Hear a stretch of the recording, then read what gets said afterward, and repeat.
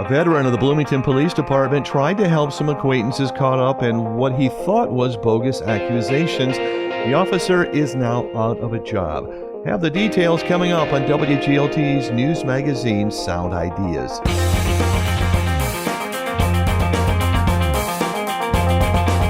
Good evening, I'm John Norton. Also on today's show, online learning is here to stay, and ISU is starting to embrace it in a post-pandemic world. A lot of what happened during COVID wasn't really what I would call online education. And the Normal Public Library wants to stay open and accessible during a major renovation. If we can maintain those services throughout this entire process, I think we're all the better. Those stories follow a Bloomington Normal News update just ahead. This is Sound Ideas on 89.1 WGLT and WGLT.org, part of the NPR network. Support for WGLT comes from Bloomington Normal Audiology. Hear My Story continues with local patient Paul Brandt. Honestly, I appreciate working with BNA. I would just say that I appreciate all the tough times with me, patience and persistence with me. Paul's full story can be found at bnaudiology.com.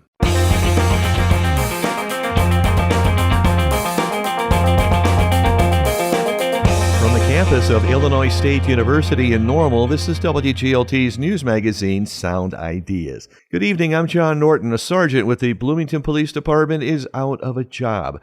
This for sharing confidential police information with some acquaintances. That's according to public documents WGLT obtained from an internal investigation of the police department.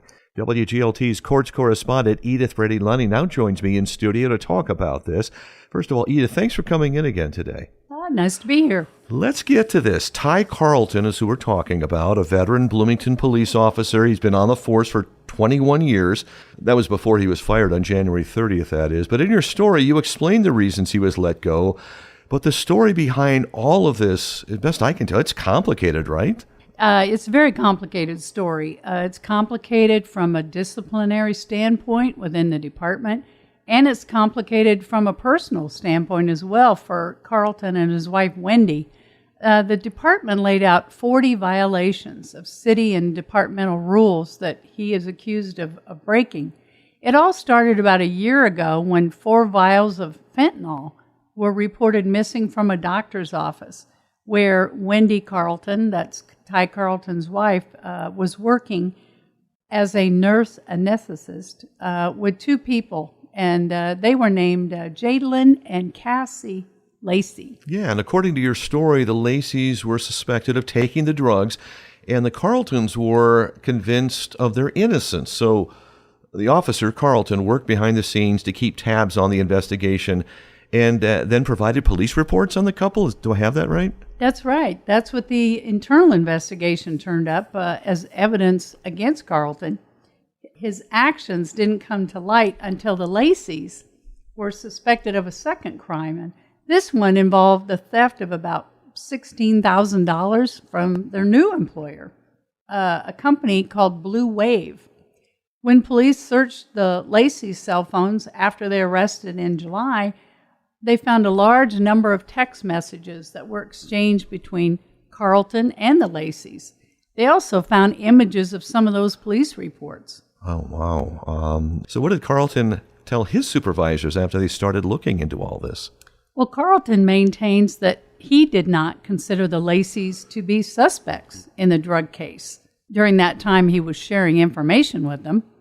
He told his fellow officers who were investigating him that he and his wife were just trying to shield the Laceys from some false allegations. There were statements of justification, and in the end, the BPD administration did not find those statements to be credible enough to keep him on the force. Does that mean criminal charges could be in his future here? Well, information that we just received today, that does not seem to be the case. McLean County State's Attorney Erica Reynolds said her office recused itself from a review for possible criminal charges, and she referred the case to the Illinois Appellate Prosecutor's Office. And that's a team of special prosecutors who assist state's attorneys in cases where there's a conflict of interest or additional resources might be needed on a case. So the appellate prosecutor's office and their special prosecutor, Tom Brown, told me this morning that he reviewed the case and he doesn't find sufficient evidence to file criminal charges in the case. But that being said, the Lacey's do face criminal charges involving the theft of the money from their employer. So we haven't heard the end of this case because it's also possible that Carlton could challenge his firing through the police union or a civil court action. So I'm sure there'll be more to be said about this case. Boy, it sounds like it. And when there is, we'll have you back in on Sound Ideas. Very good. Be happy to do it. Correspondent Edith Brady-Lunny is our courts reporter. Thank you so much, Edith. Thank you. You can get all the details on this story at WGLT.org. Tomorrow on Sound Ideas, how to maintain digital privacy. That's the focus of a talk at Illinois State University featuring a cybersecurity expert and the American Civil Liberties Union.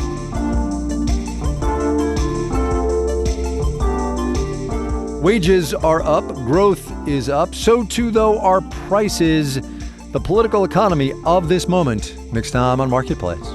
Listen to Marketplace beginning at 5:30 this afternoon on WGLT, sponsored by CEFCU.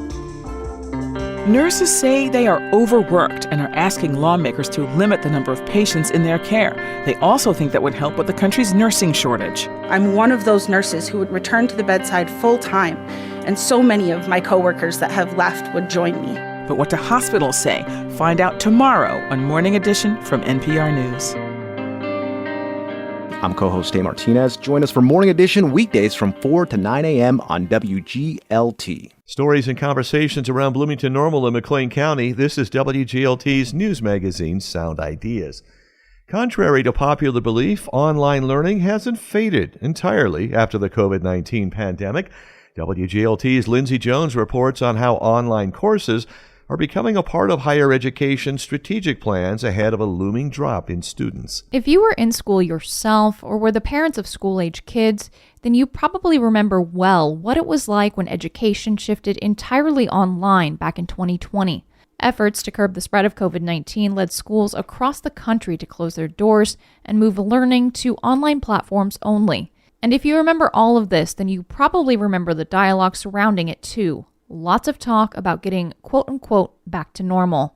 I get tense like a cat. My heckles go up when I hear that. Return to normal, back to normal. That's Kate Harold Brown. She's the Director of Online Learning and Instructional Technology at Heartland Community College in Normal. I don't get upset about a lot of things, but that is a phrase that really upsets me because what back to normal? And Harold Brown is not the only person to feel this way about online education. Tony Pena is Illinois State University's Chief Online Education Officer, a position that's relatively new to ISU. A lot of what happened during COVID wasn't really what I would call online education. I'd call it emergency remote teaching. Brown and Pena are both higher ed professionals working in a space that's actually been in development for a long time. Brown remembers the early days of remote or quasi-online learning from her own classwork about 20 years ago. She'd drive to a college library, put a VHS tape into a player, and then take an exam based off the video she watched. That wasn't online learning necessarily, but I do remember I registered for that by logging into a system. I corresponded with my instructor by email. You know, some of those foundational pieces that we probably just take for granted as part of online learning were not new even in the early 2000s.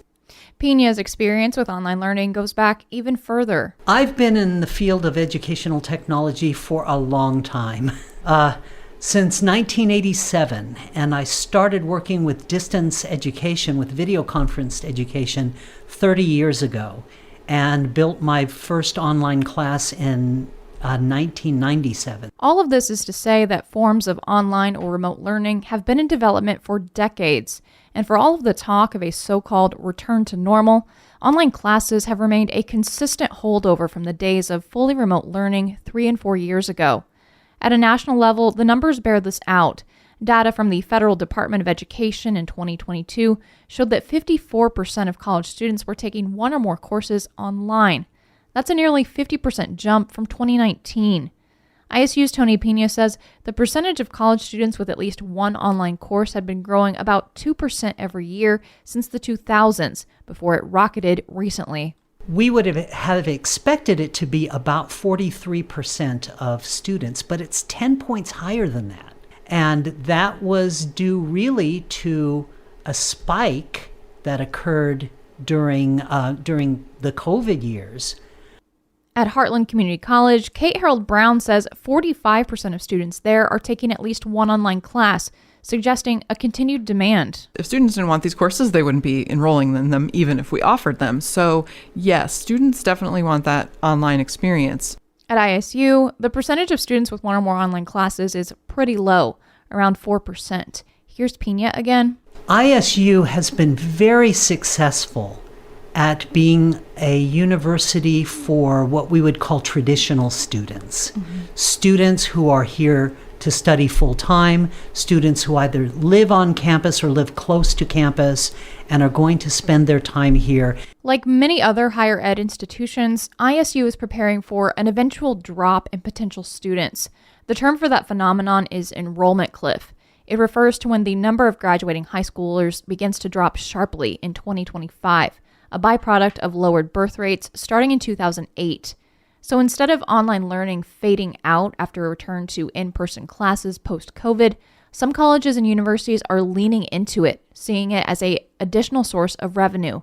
And that's why Tony Pena was hired in 2022 for a position that had not yet existed at ISU before. And we're looking at online and adult education, professional development, micro-credentials as part of a strategy to diversify. And with online learning a relatively unexplored territory, Pena says ISU is seeking new markets for its education. Employed students, people who started college and didn't finish, and students from outside of the U.S. There's a large untapped market for us. To that end, ISU is developing brand new, fully online master's degree programs in public health, actuarial science, and sports management.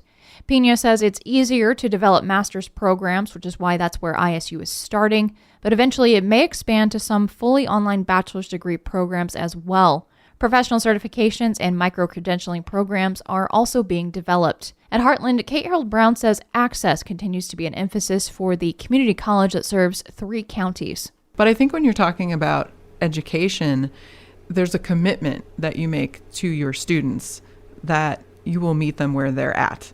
And if that's at home, that's what online learning does. But she says the strategic vision for Heartland as an institution may differ from others that may be specifically looking to push online even more. It's not necessarily about expanding, how many sections that we offer that are online or how many students we can reach. It's more, what are we doing correctly to maintain that 45%? What are students enjoying about these classes? What are our learning outcomes? But is online learning somehow worse or lesser than in person? A number of articles and studies have taken various stances on this and produced various results, all of them depending on specific variables. Heartland's Harold Brown and Pena of ISU say they dispute blanket statements that suggest in-person learning is always superior for students, or that education always suffers when it's delivered online, whether that's live on Zoom or in other ways. Here's Harold Brown. How can we innovate? How can we go deeper into the style of teaching that makes this experience really, really meaningful? There are some folks who just think that's not possible for online learning, but I don't believe that. I truly believe that online learning is and can be the best of both worlds. And here's Tony Pena from ISU. Things that are used in the literature as proxies for learning are not learning. Pena says studies tend to measure one thing and code that thing as a measurement of learning, like whether a student drops out of a course or whether their GPA fluctuates when online classes are added. Pena says, done well, remote or online learning outcomes can be just as good as in-person instruction. Because it's not the delivery system that makes a difference. It is how it's being taught, the teaching methods, the motivation of the students, and all. Those are the things that make a that make a difference. The extent to which a university or college successfully leans into online programming that produces good outcomes for students will have a direct tie into how successful its wraparound supports are. I'm Lindsay Jones. You can read this full story online at WGLT.org. This is Sound Ideas, WGLT's news magazine. I'm John Norton. The Normal Public Library Board has accepted a $5.1 million bid to remove asbestos from the library in Uptown and renovate the newer section of the building, this to match reconstruction on the older part of the structure. There will also be some excavation and foundation work on the north side of the building to address drainage issues and cracking. In this interview with WGLT's Charlie Schlenker, Library Director John Fisher says the library could close as early as mid to late March for about 9 months. During the renovation and abatement, Fisher says the library will continue to offer services. That's going to be tricky for us, and we'll really partner with the community on that. We're looking at alternate spaces that are in Uptown, hopefully some spaces that are adjacent to us. Difficult to say today, since I don't have any of those things concrete. Within walking distance of the library, all Uptown locations. It's still an unknown for me when possession of the building will take place for construction. So once I know that, staff, trustees, and I can work together to really lay down that plan and then start communicating to the community, where can you reach us? Now, some things we already know.